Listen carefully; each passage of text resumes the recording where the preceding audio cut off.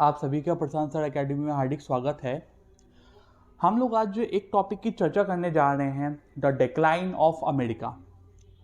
ये ऐसे टॉपिक जो होते हैं वो यूपीएससी के मेंस एग्जाम में डिस्क्रिप्टिव राइटिंग में आप सभी को बहुत ज़्यादा हेल्प करेंगे। इसके थ्रू आप अपने नोट्स बनाते चलिए और मेरी कही हुई बातों को लिखते चलिए, जिससे आपको मेंस में काफ़ी ज़्यादा हेल्प मिलेगी यूपीएससी के। और साथ ही हमारा चैनल भी सब्सक्राइब करते चलिए, लाइक करते रहिए और शेयर करते रहिए, जिससे जितने भी आपके प्रिपरेशन करने वाले स्टूडेंट्स हैं, हमारे भाई हैं, बहन हैं, वो सभी इन ऐसे क्वेश्चंस को लिख सकें, इनके बारे में समझ सकें। तो देखते जरा अमेरिकी वर्चस्व। आज के समय में अमेरिका ही एकमात्र महाशक्ति है।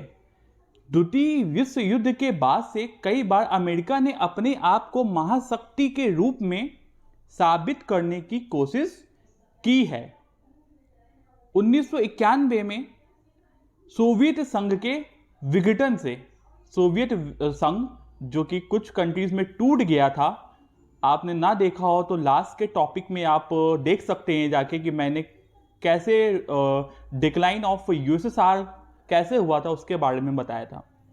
1991 में सोवियत संघ के विघटन से अमेरिका के सामने कोई दूसरी महाशक्ति नहीं बची। इनके बीच में कोल्ड वॉर होता रहा और कोल्ड वॉर दो कंट्री के बीच में, अमेरिका और रसिया के बीच में होता रहा कंटिन्यू। लेकिन 1991 में यूएसएसआर के ब्रेक होने से एक मात्र पावर बची थी, वो थी अमेरिका। वर्चस्व किसे कहते हैं? है क्या ये वर्चस्व? आया कहां से ये शब्द? वर्चस्व का अर्थ किसी राज्य के दबदबे से है। इस शब्द की जो कह सकते हैं, इस शब्द की जो जड़ें हैं वो प्राचीन यूनान में नगर राज्यों की आपसी प्रतिद्वंदिता में एथेंस की प्रबलता के लिए प्रयोग में लाया जाता है।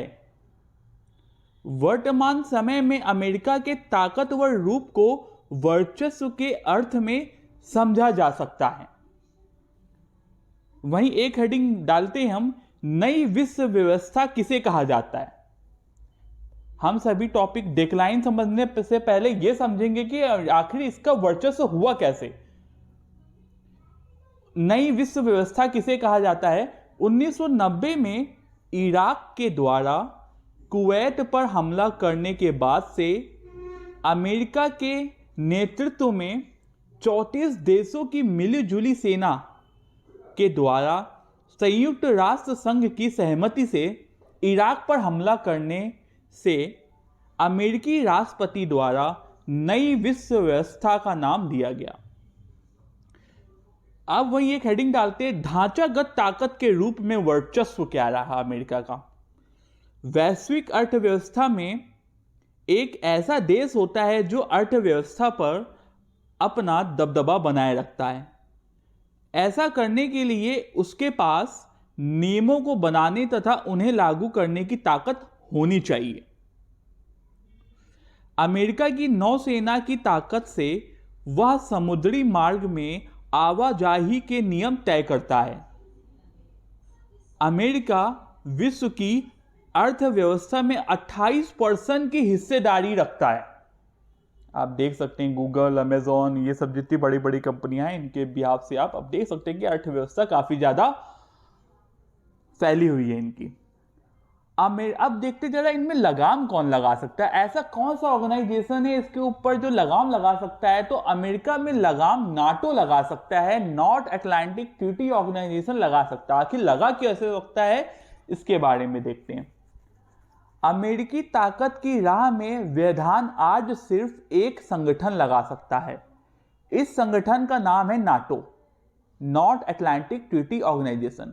अमेरिका का बहुत बड़ा हित लोकतांत्रिक देशों के इस संगठन को कायम रखने से जुड़ा है, क्योंकि इन देशों में बाजार मूलक अर्थव्यवस्थाएं चलती हैं।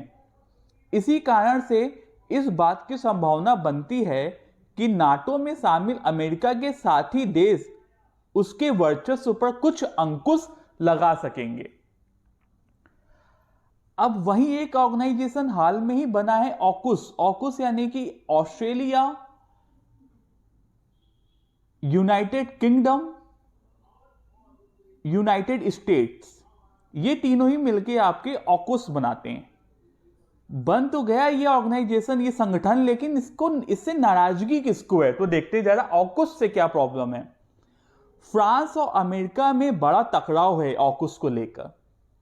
अमेरिका, ब्रिटेन और ऑस्ट्रेलिया के बीच ऐतिहासिक सुरक्षा समझौते ऑकुस के चलते फ्रांस और चीन जैसे देश नाराज हो गए।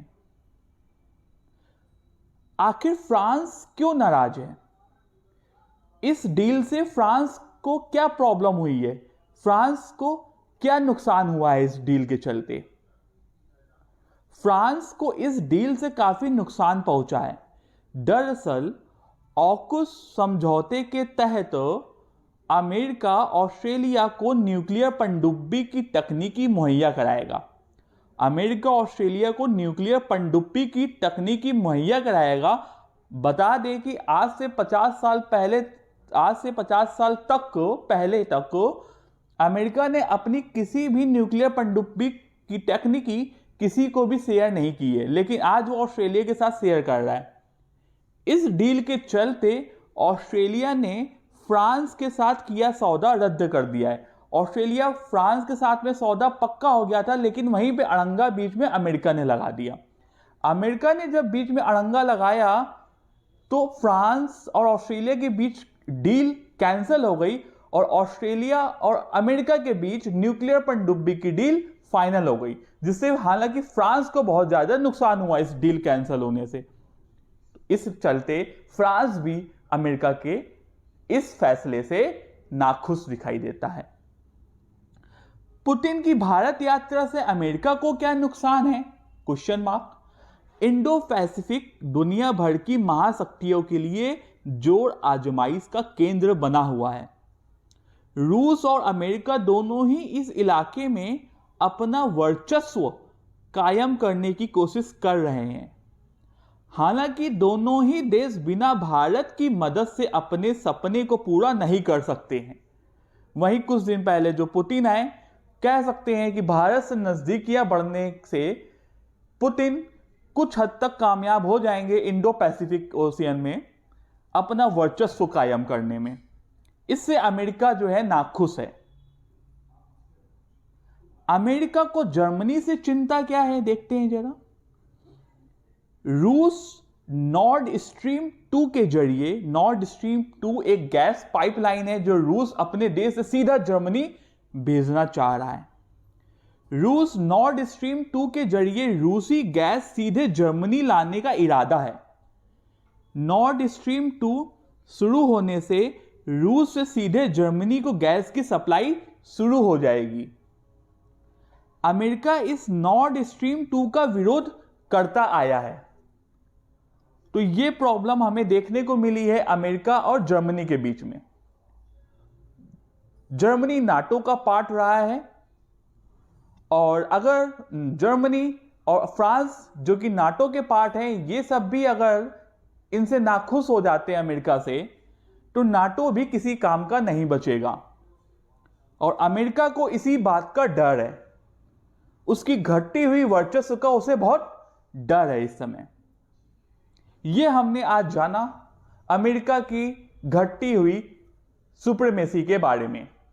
होप कि आप ऐसे ही लेक्चर मुझसे सुनते रहेंगे, अपने नोट्स बनाते रहेंगे और यूपीएससी के मेंस की तैयारी बहुत अच्छे से करते रहेंगे। लिखने का राइटअप मुझसे सीखते रहेंगे, जानते रहेंगे और नोट्स अपने बनाते रहेंगे। और साथ ही साथ मेरे चैनल को सब्सक्राइब करते रहिए, जिससे मैं सारे ही ऐसे नोट्स लाता रहूं और आपको मेंस में लिखने में बहुत ही ज्यादा हेल्प मिलती रहेगी। धन्यवाद।